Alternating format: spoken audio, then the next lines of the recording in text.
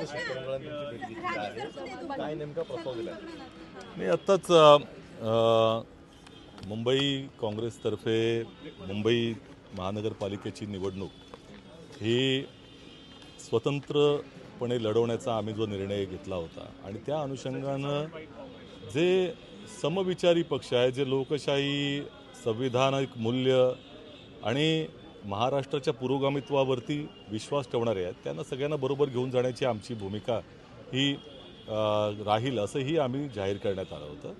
आणि त्या अनुषंगानं आपल्याला माहीत असेल की आम्ही प्रथमच त्यावेळेला आमचं मुंबई काँग्रेसचं नेत्यांचं शिष्टमंडळ हे आदरणीय पवारसाहेबांना भेटलं होतं आणि त्यांना या संदर्भामध्ये आमच्या निर्णयाची माहिती दिली होती.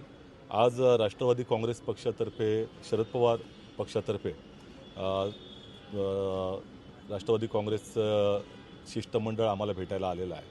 त्यांनी काही जागांचा प्रस्तावही आमच्याकडे दिलेला आहे आणि या संदर्भामध्ये आता त्यांच्याबरोबर चर्चा ही सुरू होईल. आम्ही त्यांच्या प्रस्तावाचा अभ्यास करून त्यांच्याशी पुढचा काय भूमिका असेल ते ठरवू.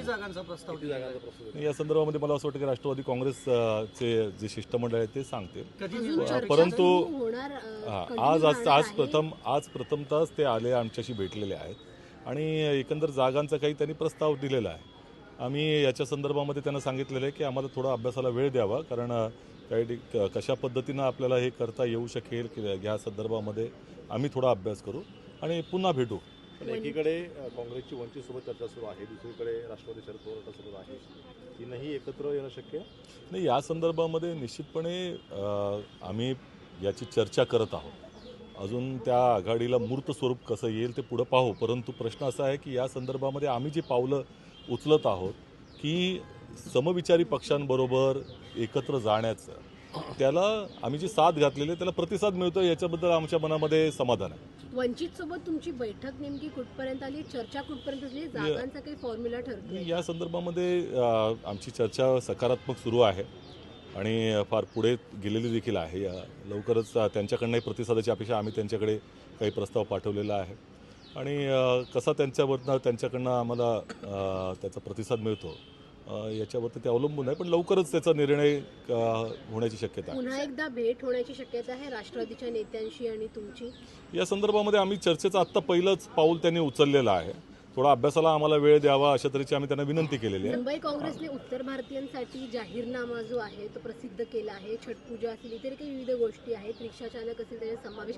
काय सांगाल या जाहीरनाम्याबद्दल? जे अमराठी आहेत त्यांना तुम्ही तुमच्याकडे त्यांची मतं खेचण्यासाठी? हा मतांचाच विषय नाही. आज मुंबईकर हे त्याची संज्ञा जी आहे, त्याचं जी तुम्ही त्या ठिकाणी त्याचा अर्थ जर समजून घेतला तर या मुंबईमध्ये जो राहणारा रहिवासी आहे तो मुंबईकर आहे. त्याच्या समस्या आहेत, त्याचे काही आशा आहेत, त्याच्या अपेक्षा आहेत, त्या सगळ्यांना उत्तर देण्याचं काम, त्याला त्यांच्या समस्यांना प्रतिसाद देण्याचं काम हे राजकीय पक्षांचं असलं पाहिजे. दुर्दैवानं काय होतं आहे की त्या माध्यमातून विवाद तयार करण्याचं राजकारण होतं आहे आणि ते अत्यंत मुंबईकरांसाठी घातक आहे.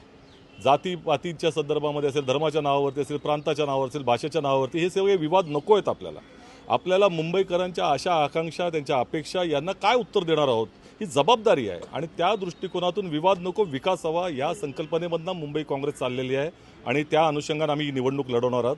प्रत्येक त्यांच्या समस्याला, मुंबईकरांच्या समस्याला उत्तर आम्ही काय देणार आहोत हे लोकांसमोर घेऊन जाणार आहोत आणि त्याच दृष्टिकोनातून उत्तर भारतीयांच्या ज्या समस्या आहेत त्या त्यांनी मांडल्या, त्याला आम्ही एक मॅनिफेस्टोच्या रूपामध्ये, जाहीरनाम्याच्या रूपामध्ये, आश्वासनाच्या रूपानं आम्ही समोर घेऊन चाललेलो आहोत आणि त्यामुळे त्यालाही प्रतिसाद आम्हाला मिळतोय आणि निश्चितपणे मुंबई महानगरपालिकेवरती ज्या पद्धतीनं आम्हाला प्रतिसाद मिळत चाललेला आहे, काँग्रेस पक्षाच्या विचारांचा तिरंगा हा फडकवल्याशिवाय आम्ही राहणार नाही. सर, सगळ्यात महत्त्वाचं म्हणजे संजय राऊतांनी आता एक ट्विट केलेलं आहे ज्याच्यामध्ये उद्या 12ची वेळ दिली आहे. त्यांनी दोन्ही ठाकरे बंधूंचे जे फोटो ट्विट केलेला आहे. दुसरी, काँग्रेस आणि राष्ट्रवादी तुमची परस्पर चर्चा चालू आहे. महाविकास आघाडी अजूनही कायम आहे का? ठाकरेंची वेगळी चर्चा आणि मला असं वाटतं की त्याच गोष्टीमध्ये चर्चा करण्याचं कारण नाही. मुंबई काँग्रेसने या संदर्भामध्ये निर्णय पूर्णपणे स्पष्ट केलेला आहे. आमचे वरिष्ठ नेतृत्व रमेश चंद्रतलाजींनी देखील सांगितलं आणि तो पूर्ण विचारांती झालेला आहे आणि सातत्यानं ज्या काही बातम्या येत आहेत, कशा पद्धतीने येत आहेत आपल्याला माहिती आहे. परंतु 4-5 महिन्यापूर्वीच महाविकास आघाडी नको असं जे सांगितलं गेलं होतं, त्याच्या अनुषंगानं 4 महिन्यामध्ये आम्ही जर आम्हाला विचारलं असतं तर आम्ही आधीच भूमिका स्पष्ट केली असती.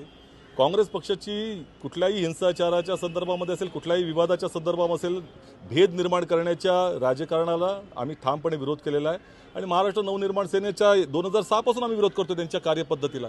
ती काही नवीन नाही आहे, त्यांनी अगोदर सांगितलं असं आम्ही आधीच सांगितलं असतं. पण राष्ट्रवादी जे आहेत राष्ट्रवादीच्या शिष्टमंडळांनी याबाबत म्हणजे ठाकरेंकडे पण हा प्रस्ताव ते घेऊन जाणार आहेत का, जे जागा वाटपाचा प्रस्ताव तुमच्याकडे आता मला असं वाटतं की तो त्यांचा प्रश्न आहे का, तो एक वेगळा पक्ष आहे. आज मांडलं मत या संदर्भामध्ये आम्ही त्यांना विचारलं होतं, त्यांनी आम्हाला काही भूमिका त्यांची स्पष्टता दिलेली आहे. बरोबर त्यांचा पक्षाची भूमिका तीच जास्त चांगल्या पद्धतीने सांगतील. ती बोला.